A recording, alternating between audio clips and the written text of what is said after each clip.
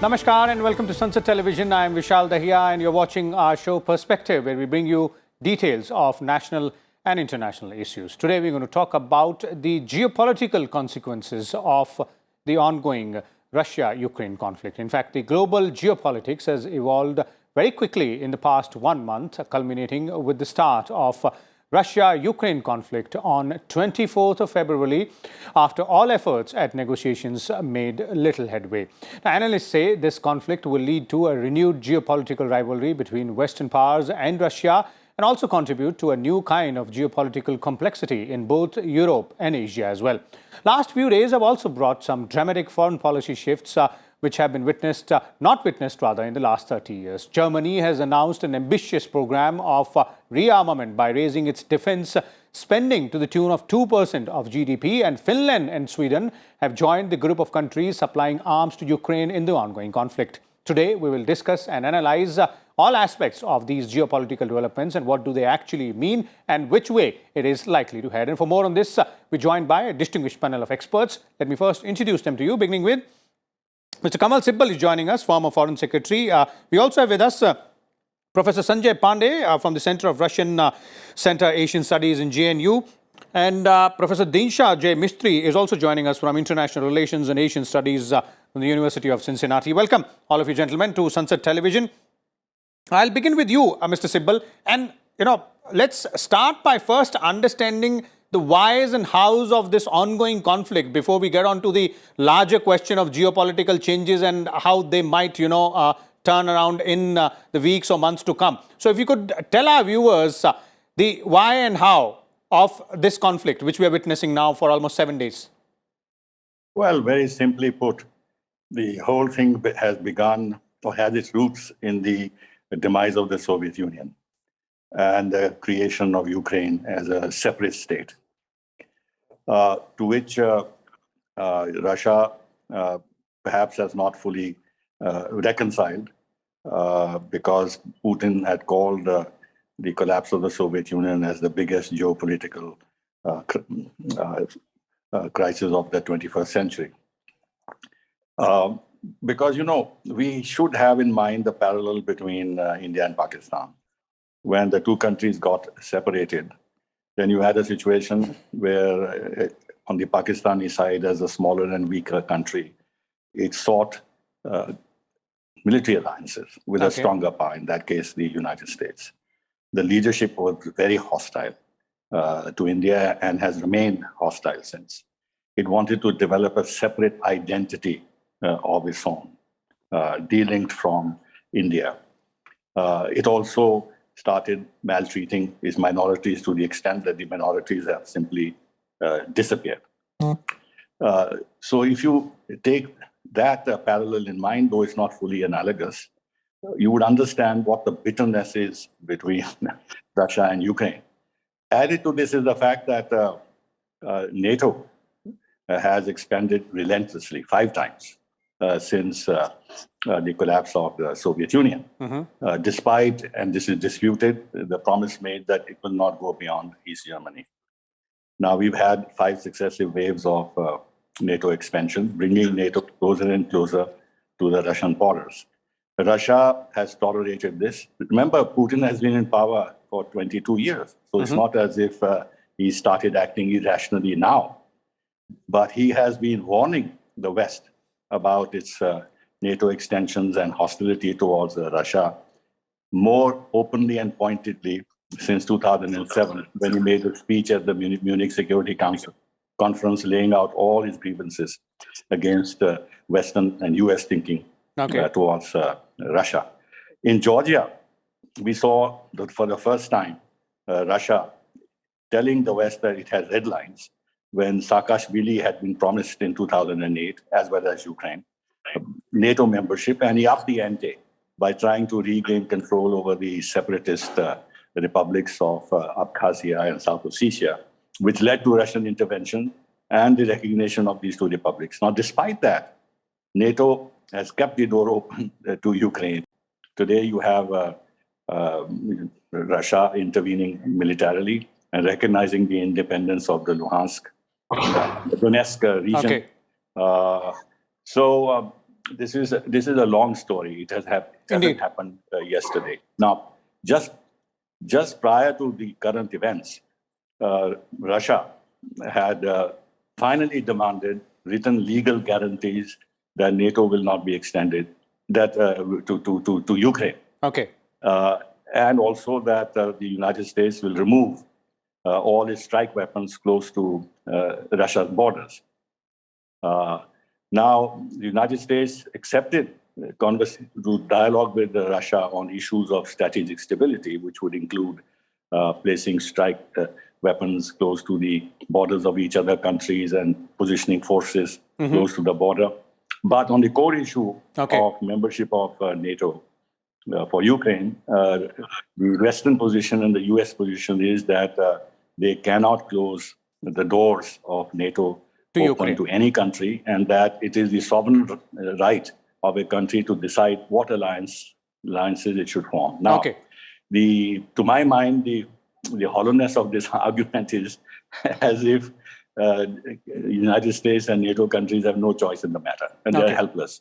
So if Ukraine wants to join NATO, so they have to accept its membership. After all, they have to consider the geopolitical consequences of this, Russia's sensitivities. Indeed. They have enough understanding of geopolitics that if NATO became a member, if Ukraine became a member of NATO, Russia will actually be rendered defenseless. Indeed. There are, these both sides of the aspects there, and you put them very correctly in perspective in terms of us to understand why the ongoing conflict there as well.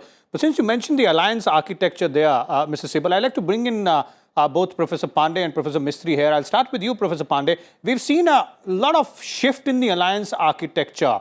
A few weeks prior to this conflict began and during the last 7 odd days of the ongoing, tussle between Russia and Ukraine as well on the ground when Russian forces are there in Ukraine.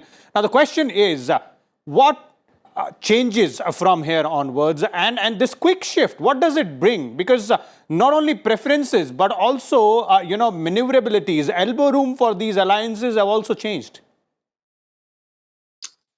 It is believed that when communist regimes were collapsing in Eastern Europe, Germany was united in 1990, and then finally Soviet Union disintegrated. During that time, the then Soviet leader Gorbachev was given verbal assurances by Western leaders that henceforth NATO would not expand. And subsequently, NATO came out with many statements to the effect that they do not see Russia as their primary threat. Warsaw Pact came to an end, and Russian leaders believe that there is no justification for continuance of NATO. But in 1997, the first expansion took place. 2004, another expansion, and together more than 10, 12 countries joined.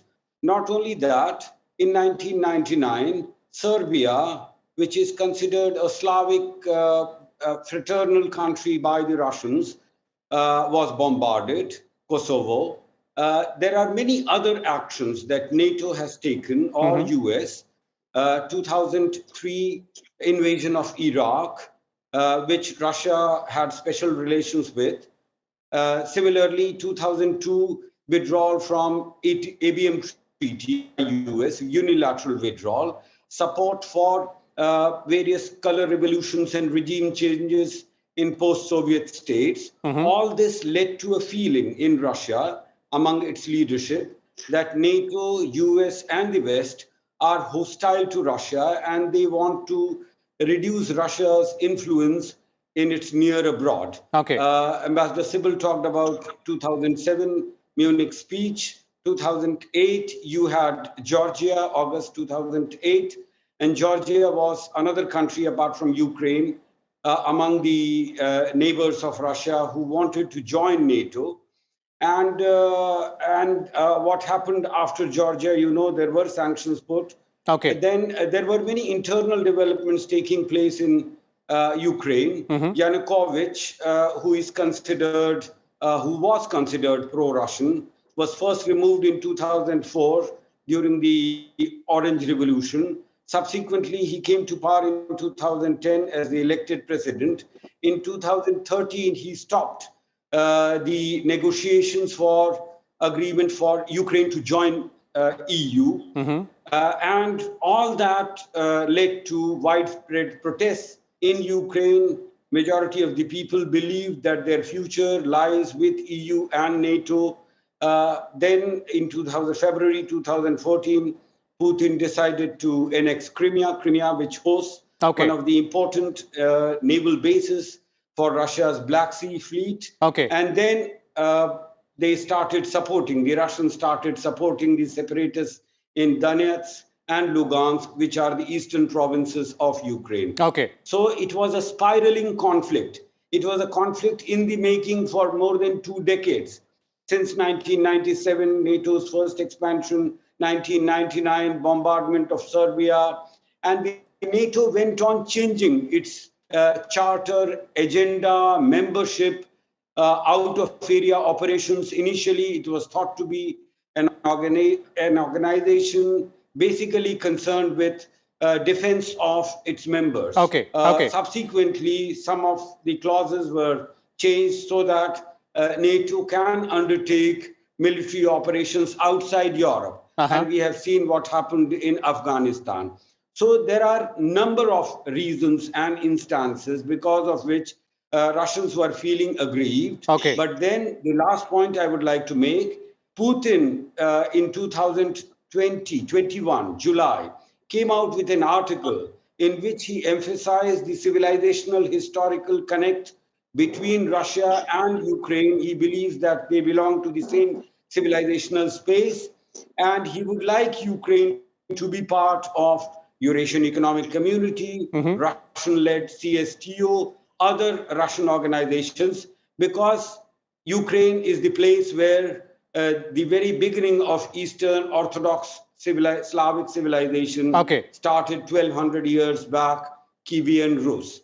So there are many historical and current geopolitical reasons behind this conflict. Indeed, this is, as you're pointing out, Professor Pandey, a spiraling conflict which was in the making for quite some time now. And that is what the documented history is telling us. Now, Professor Mistry, if we have to understand the current changes which we are witnessing in the overall geopolitical scenario, and it's not just about the alliances, it's about independent countries changing their policies, be it foreign policy or the defense policy as well, the way they are reacting to this ongoing conflict.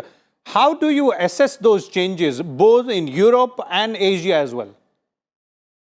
Okay, so the changes, I would say, are going to be dramatic, in part because the precipitating event that has happened appears dramatic. And what I mean is, we've talked about the grievances for 30 years, and that there's been dialogue going on and off for a while on these grievances.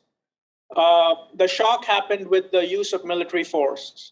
And this is what has precipitated a tightening European reaction against Russia, and of course the American reaction in partnership with Europe against Russia. Essentially, this is a red line that no one expected to be crossed. It's not that it was unexpected, but the chain of events over the last 6 months to a year, there was a lot of diplomatic effort plus economic signaling to try to prevent a military attack on Ukraine. Again, this is the principle, foreign policy principle, that borders should not be changed by force. So this is the shock event that has produced a much harder and tighter reaction, consolidation of the NATO alliance, the Western alliance, if you will, against Russia. There's no room for dialogue. There is, of course, room for dialogue and negotiation and an exit strategy for all sides. The question is, can there be some sort of cessation of military hostilities sooner rather than later for the dialogue to really pick up? Or will this be while hostilities are continuing? That will determine, again, how much the alliance tightens, how much the economic stranglehold over Russia continues. Because even though it is a tight stranglehold, large sections of the Russian economy have still been left sector. There's still room for sanctions have not been tightened fully on that energy sector. Okay. Now that's a very important aspect there. I'd like to bring in Mr. Sibal here. Mr. Sibal, vis-a-vis this issue of consolidation of existing alliances, specifically when we're talking about EU or NATO, and on the other side, there's this growing partnership between Russia and China as well. If you take a look at the Russia-China summit, earlier last month, that is in February, there was a statement which clearly pointed out that there will be no boundaries of, the cooperation between both these nations. So where are we headed? That is one part. And two, how does it augur for India? You see, we have been saying, so many people have been saying that the West is committing a gross geostrategic error. By West, I mean United States principally, by taking on two adversaries at the same time. In their national security strategy, they have identified both Russia and China as their adversaries. Mm-hmm. So they are fighting two countries on each side of the Eurasian landmass, Russia on the west and China on the east. They don't have the resources to do that. The more they get embroiled in a conflict with Russia, the more pressure is eased on China, and China gets more space to continue expanding itself. Okay. At the same time, United States has accepted that it cannot alone deal with the global challenges, and it's sought to consolidate the transatlantic alliance.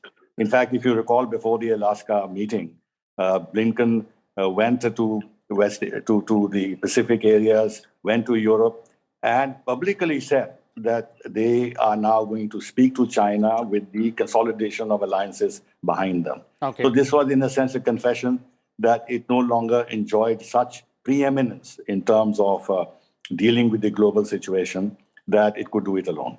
Okay. Now, I can't see Europe actually joining hands with the United States to the same degree in dealing with China. In Europe itself, I can understand Russia is seen as a very major threat. But vis-a-vis China, they just don't have the resources. Mm-hmm. Europe, in fact, itself doesn't have the military capability to deal with the Russian threat. It needs the United States. And even if Germany has decided to spend 2% of its GDP on defense, what difference is it going to make in terms of the Indo-Pacific? Okay. They don't have a navy to begin with. Okay. So I think it's a gross error that has been committed. And actually, China is the principal contender for global power and then openly said it wants to displace the United States as the preeminent power. And at the same time, it is now bold enough to say that its development and model is actually far more suited to the developing world. Okay. And it is actually rejects outright American notions of democracy and human rights. So even on the issue of values, there's a big difference between United States and between China and Russia.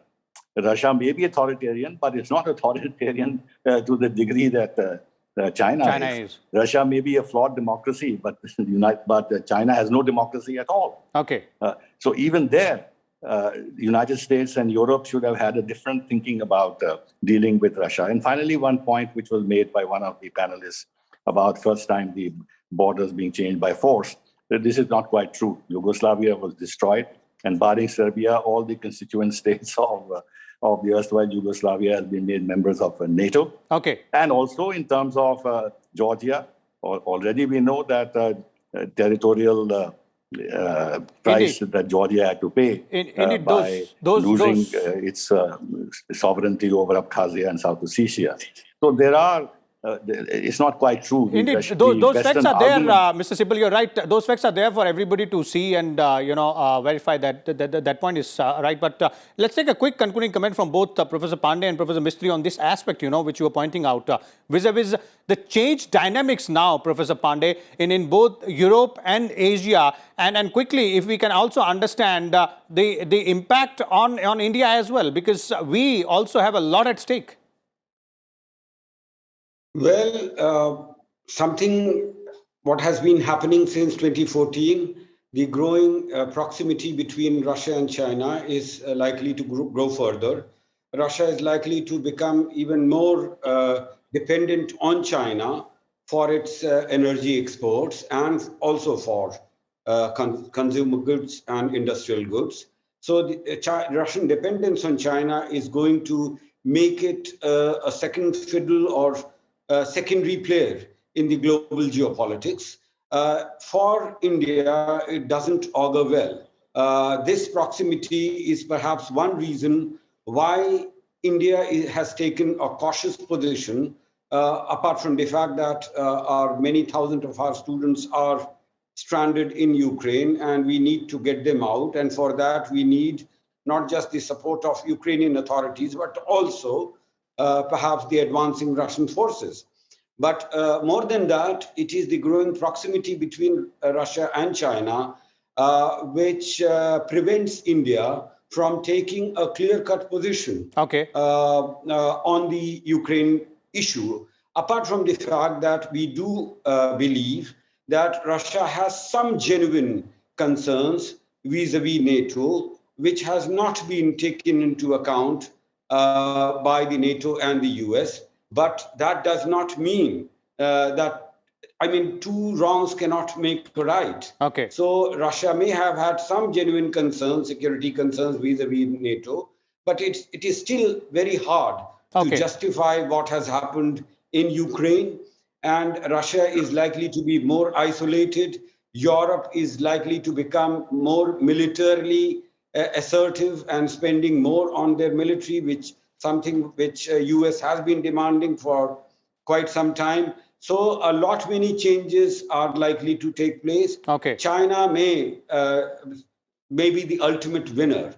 And the US and Europe perhaps are unable to see the dragon in the room.